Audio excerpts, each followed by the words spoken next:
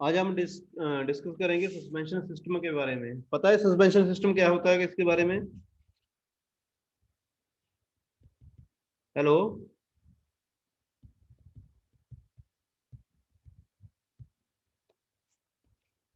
Hello. जी sir. हाँ जी, सस्पेंशन सिस्टम के बारे में पता है कुछ?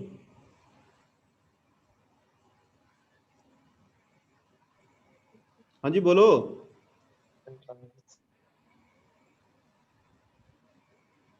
जी सर, उतना तो पता नहीं पता। क्या होता है ये? सर लोड के लिए सस्पेंशन लगाया जाता है, ऑब्जर्व लोड ऑब्जर्व के लिए। चलो मैं आपको करवाता हूँ। सबसे पहले इंट्रोडक्शन है सस्पेंशन सिस्टम की। The suspension system of an automobile is one which separates the wheel axle assembly from the body. The primary function of the suspension system is to isolate the vehicle structure from shocks and vibration due to the irregularities of the road surface. जो हमारे shocker बोलते हैं जिसे हम, हाँ, जो shocker वगैरह हम यूज करते हैं या लीफ स्प्रिंग यूज करते हैं। शॉकर शॉकर हाँ, तो जो बाइक वगैरह में होते हैं ना हमारे, तो उनका मेन पर्पज होता है जो हमारे, शॉकर को शॉक रेट انا قصاد باقي دي شاف مش شاطر لك टायर में हाँ, वाइब्रेशन जो होती है या हमारे रोड पे जो अगर हमारा सही नहीं है तो उसको, उस चीज को हमें कम लगे, इसीलिए हम वहाँ पे शॉकर यूज करते हैं, शॉक्स कम लगे हमारे। Broadly speaking suspension system consist of spring and damper. The energy of road shock causes the spring to the oscillate these oscillation the restricted to the responsible level by the damper, which is more commonly called a shock absorber. Shock absorb करने के लिए हम वहाँ पे suspension system use करते हैं। हर एक vehicle में ये लगा होता है। विदाउट जो हमारे पास साइकिल में नहीं होता सस्पेंशन सिस्टम, बाकी जितने भी हमारे पास ऑटोमोबाइल का जो भी हम लेंगे, जैसे गाड़ी होगी या two wheeler, four wheeler, three wheeler, जितने भी हम यूज करते हैं, सभी में उसको शॉक को ऑब्जॉर्व करने के लिए हम सस्पेंशन सिस्टम यूज करते हैं। The suspension system of the motor vehicle is divide into the rear and suspension and front end suspension. एक हमारा जो पीछे वाले टायर होता है, एक वहाँ पे हमारा जो लगे होता है सस्पेंशन सिस्टम, एक फ्रंट वाले टायर के पास लगा होता है। A good suspension system must have springiness and damping. Springiness is elastic resistance to a load. On application of sudden load, the spring will compress, expand as the cause is without transmitting the same to the body. मतलब जब हमने गाड़ी पे अपने vehicle पे load डाला, तो load डालने के बाद क्या है, जो हमारा स्प्रिंग, हम जो हमारा शॉकर वहाँ पे हम यूज कर रहे हैं, वो कंप्रेस हो जाता है।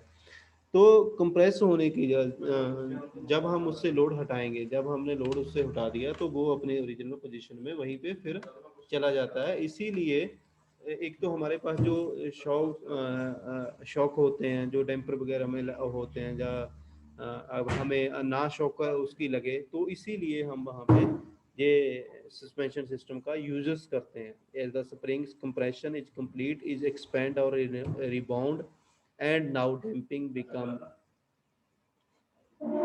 important since they will absorb the work energy at heat energy at the continuous oscillation of the spring which normally would have taken place are absorbed। मतलब जो हमारे पास जब क्या है, जब हम स्प्रिंग है, हमने उस पर लोड डाला तो वो कंप्रेस हो गया, तो वहां पे क्या क्या हो गया, कंप्रेशन जो फोर्स थी वो होगी कंप्रेस होने की वजह से। तो एक उस पे जो एक नॉर्मली जब जितना टाइम उस पर लोड डला रहेगा, उतना टाइम वो उस जो हमारी एनर्जी है उसको ऑब्जर्व करके रखेगा। तो कॉन्टिन्यूसली ये प्रोसेस ऐसे चलता रहता है। जब हम उससे लोड हटा देंगे तो वो अपनी ओरिजिनल जो उसकी पोजीशन होगी वहाँ पे स्प्रिंग चला जाता है। The function of isolation of shock and vibration between the road and carriage achieved by the different element at different stages as maintained below। एक और चीज है, जैसे जो हाइड्रोलिक हम यूज करते हैं शॉकर, तो उसमें क्या है, एक लिक्विड डाला हुआ है वहां पे, हमारा नॉर्मली स्प्रिंग नहीं होते, वहां पे एक लिक्विड डाला हुआ है। जब हम उस पर लोड डालेंगे तो वो लिक्विड कंप्रेस हो जाएगा। कंप्रेस होने की जैसे नॉर्मली उसमें पहले स्प्रिंग कंप्रेस होता है, इसमें हमारे पास जो है वो लिक्विड जो हमने उसमें वहाँ पे यूज़ कर रहे हैं वो कंप्रेस हो जाता है. The first element stage which take the impact is tire with the pneumatic tires. This is achieved by flexing and compression and pneumatic tire at the constant contact point. Second is the second stage is between the axle wheel system and the body. The elements incorporate spring, damper, shock absorb, various linkage and tie bar. The part is called the suspension system. ये दो parts होते हैं उसके. अब normally क्या है, जैसे एक तो हमारे पास हो गया स्प्रिंग जो हम उसको शॉक ऑब्जर्व करने के लिए यूज़ करते हैं. दूसरा है हमारा एक लिक्विड जो हाइड्रोलिक शॉकर होते हैं हमारे, वहाँ पे हम लिक्विड यूज़ करते हैं. तो जो लिक्विड है वहाँ पे उसमें क्या है नॉर्मली जो इसमें लीकेज की प्रॉब्लम बहुत ज़्यादा आती है. तो लीकेज की प्रॉब्लम आएगी तो जब हम बोलते हैं अभी गाड़ी का आपका शॉकर लीक हो रहा है इसीलिए आप नया डलवा लो, इसका मेन प्रॉब्लम यही होती है भाई वो जो लिक्विड वहाँ पे यूज करते हैं हम वो लीक होना स्टार्ट हो जाता है. लीक होना स्टार्ट हो जाएगा तो उसकी जो शॉक ऑब्जर्व की कैपेसिटी है वो कम हो जाएगी. इसीलिए उससे क्या होगा, उससे हमारी गाड़ी की जो परफॉर्मेंस है उस पर इस चीज़ का आगे इफेक्ट पड़ेगा. ये होता है जो हमारे पास हाइड्रोलिक शॉक ऑब्जर्वर लगे होते हैं जो. अब नॉर्मली जो स्प्रिंग वाले हैं, स्प्रिंग वाले में क्या है वो क्या है धीरे धीरे लूज होना स्टार्ट हो जाता है. लूज होने की वजह से हमें जो वाइब्रेशन है हमारी उसकी ज़्यादा होनी स्टार्ट हो जाती है. इसीलिए हमें टाइम टू टाइम उसे चेंज करते रहना चाहिए.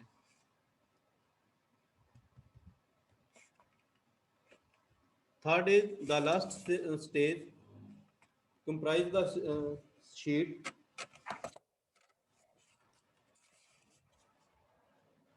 and automobile which are the passenger. These are made of spring and form under rubber fusion. They absorb all short amplitude high frequency vibration which pass from the system to the passenger.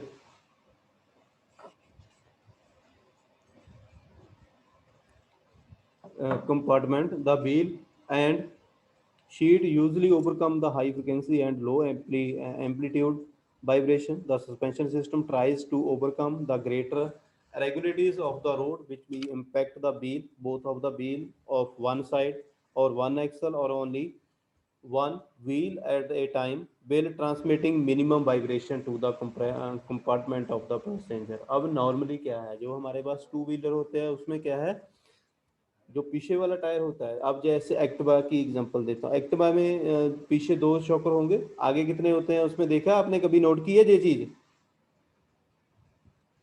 Hello hello जी sir. Yes sir. हाँ, जो आपकी Activa वगैरह होती है तो उसमें आगे कितने शॉकर होते हैं पता है, कभी नोट किया? या बाइक में कितने होते हैं आगे? दो सर. तो एक्टिवा में कितने होते हैं? किसमें सर? जो एक्टिवा होती है एक्टिवा में भी दो सर होते हैं. आगे दो होते हैं, पीछे कितने होते हैं फिर? एक होता है, एक पीछे आगे एक होता है, पीछे एक सर. आगे एक होता है. हाँ, आगे एक होता है, पीछे दो होते हैं. आगे एक पीछे दो. हाँ, पीछे दो होते हैं. लेकिन बाइक में क्या होता है, आगे भी दो होते हैं और पीछे भी दो होते हैं. ये चीज नोट की है कभी? Yes sir. हाँ, तो यही चीजें आपको मैं करवा रहा हूँ. ये चीज आपको पता होनी चाहिए भी सस्पेंशन सिस्टम क्या है हमारे पास, कैसे काम करता है ये. चोरी से का पढ़ा के निकल जाते, पते नहीं चलते. क्या नहीं पता चलता? चोरी से क्या पढ़ा के निकल जाता, पता नहीं चलता. फटाफट बोलते जा रहे. अपना लग रहा है रीडिंग नहीं दे रहा, बस रीडिंग देते और कुछ नहीं करते. वो किताब को रीडिंग दे देते, बस बात खत्म. कौन दे देते हैं रीडिंग? चोरी सर. अच्छा, नहीं चलो यार, उसमें तो क्या कहें. जे तो आप सर इंग्लिश में पढ़ाते हैं ना, इसलिए सर बोल रहा हूँ. नहीं, वो फिर सिंगला सर को बता दो ना आप, ठीक है ना. तो उसके आगे क्या होता है हमारे पास, फंक्शन क्या होते हैं ऑब्जेक्टिव एंड सस्पेंशन सिस्टम का. Following are the function object of suspension system. First क्या है, to prevent the road shock from the being transmitted to the vehicle frame.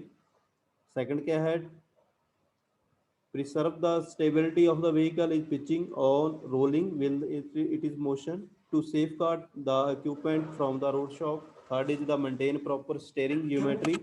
Fifth is the provide good road holding while driving, cornering and breaking.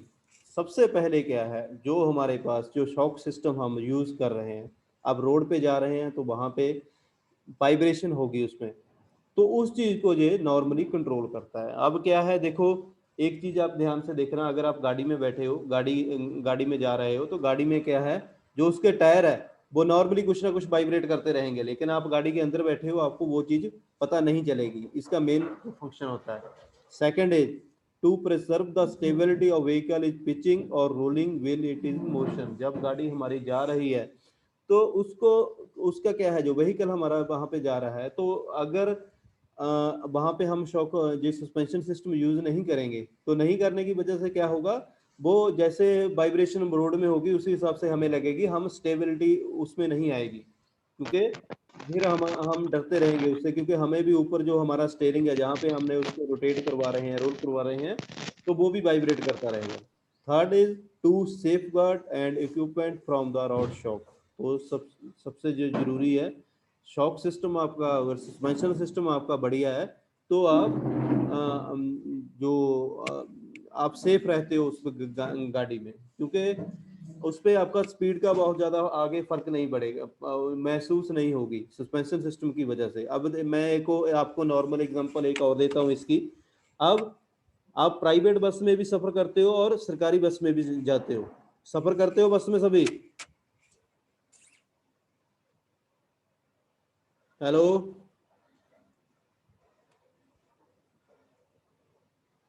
Hello, तो कहाँ चले गए सारे?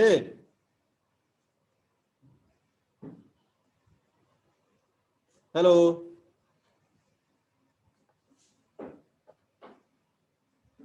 Hello, ठीक है, नमी आई है।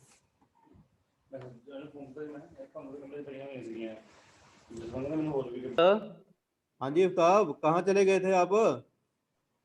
सर आपका आवाज ही नहीं आ रहा था सर। मैं आपको पूछ रहा हूँ भी, आपने जो आवाज नहीं आ रही है आपकी। अभी भी नहीं आ रहा है सर? कट कट के आ रही है सर। अभी आप नॉर्मल सफर करते हो तो आपने बस, प्राइवेट बस में भी सफर करते हो और सरकारी बस में भी जाते हो। तो जो प्राइवेट बस होती है, जो हमारे पास जैसे ये बढ़िया बसेज हैं, तो उसमें आप अगर सफर करोगे तो आपको पता नहीं चलेगा भी कितनी स्पीड पे गाड़ी जा रही है हमारी, यही होता है।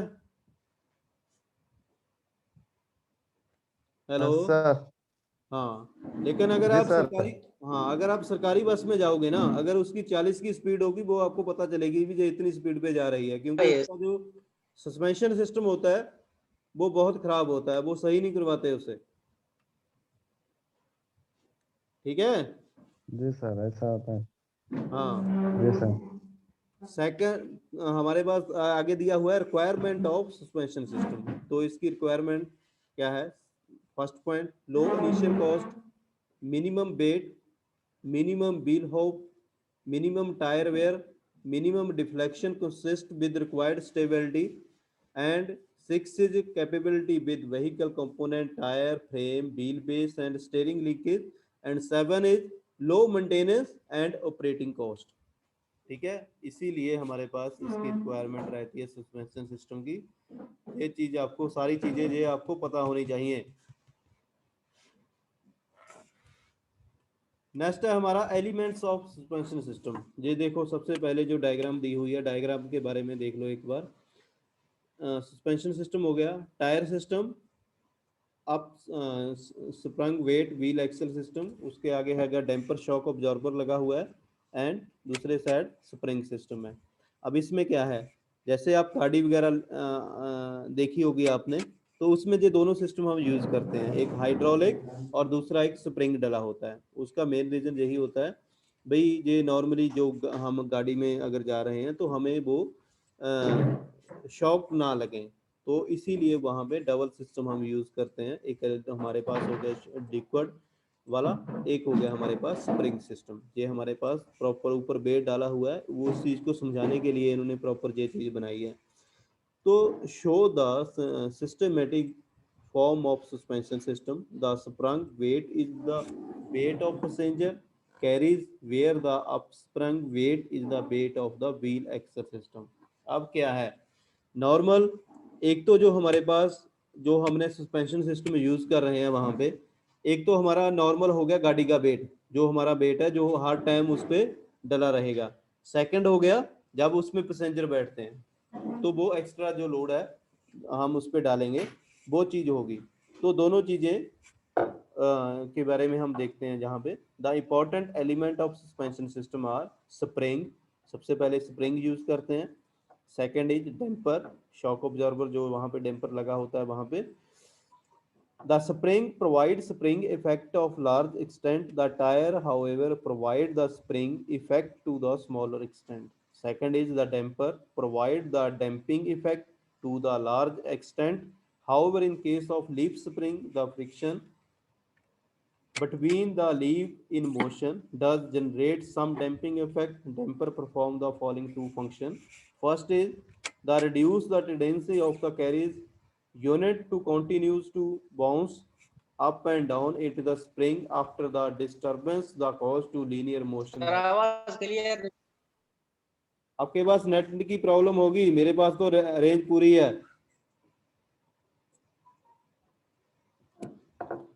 तो फर्स्ट इसमें हमने दो स्प्रिंग क्यों लगाए हैं, एक तो डैम्पर लगाया हुआ है, दूसरा स्प्रिंग सिस्टम लगाया हुआ है।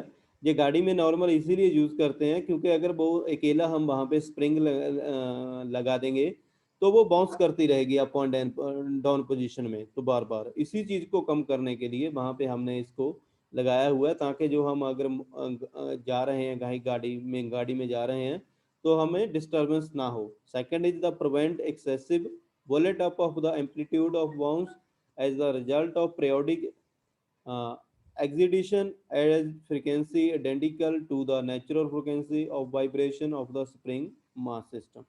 तो एक तो नॉर्मल हमारा गाड़ी का वेट हर टाइम उस पर डला रहता है, तो उसकी वजह से वो उस हिसाब से सेटिंग की होती है उसकी, ताकि वो ज़्यादा वाइब्रेशन ना करे, ज़्यादा उसमें बाउंस ज़्यादा ना हो, इसीलिए वो उस हिसाब से वहाँ पे हम प्रेशर एक बना के रखते हैं। जो हमारे पास हाइड्रोलिक शॉक ऑब्जर्वर होते हैं या स्प्रिंग का वो मटेरियल यूज़ करते हैं हम वहाँ पे, ताकि वो उसमें जो बाउंस है वो कम से कम हो। इसीलिए beside a simple bounce of vibration of the carriage unit as the whole following two more types of vibration, rolling and pitching। तो दो तरह की हम वहाँ पे यूज़ करते हैं, एक रोलिंग होती है, एक पिचिंग होती है। The carriage unit roll about the longitudinal axis of vehicle, while the pitching the carriage unit roll about the transverse axis। तो एक तो रोलिंग होगी, दूसरी हमारे पास पिचिंग होगी। In rolling one side of the car goes down, the rear goes up of the vice versa. The tendency to roll is checked by the stabilizer. Second is pitching is more complex phenomena and affected by what is known as the vibration coupling effect. Example, interaction between front and rear suspension. Since the pitching persists of longer duration if the rear suspension has a lower natural frequency than the front suspension, therefore the natural frequency of the rear suspension is normally made higher than that of the front। तो ये चीज़ें वहाँ पे हमारे लगे होती हैं। एक रोलिंग होगी, नॉर्मल है हमारे पास एक राउंड जो हमारा जो आपने देखा होगा, जो हम शॉक वहाँ पे ऑब्जर्वर यूज़ करते हैं, तो हमारे नॉर्मली रोलिंग में होता है, राउंड होता है, वो लगा होता है।